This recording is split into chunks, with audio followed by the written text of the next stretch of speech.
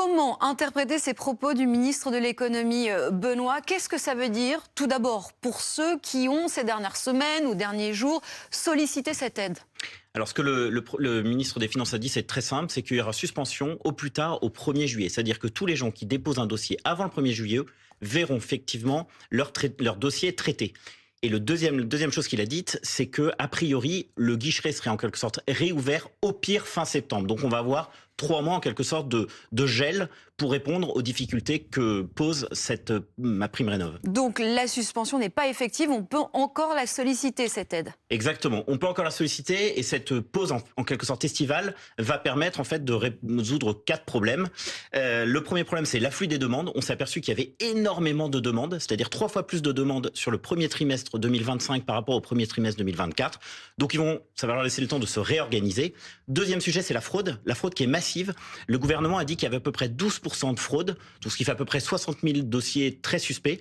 Donc le gouvernement va tenter justement de mettre en place des dispositifs pour baisser cette fraude. Le troisième sujet, ce sont les règles, où en fait les Français se plaignent de la complexité des règles et surtout de l'instabilité des règles. Cette prime a été lancée en 2020 et depuis 2020, les règles changent même parfois plusieurs fois par an. Et donc, du coup, ils vont essayer de simplifier les règles. Et la quatrième raison, qui est presque une raison inavouée, c'est la raison budgétaire. Il y a à peu près le tiers de l'enveloppe qui était prévue pour cette aide, qui a été cramée en quelque sorte en seulement 3 mois. Et quand on sait les difficultés budgétaires que rencontre la France aujourd'hui, l'idée, c'est de maîtriser les coûts et de faire une espèce de pause dans cette inflation de dépenses. Un mot quand même, Anne-Charlène, 2 mois en plein été pour tout remettre en ordre. Je ne sais pas pourquoi, j'ai du mal à y croire.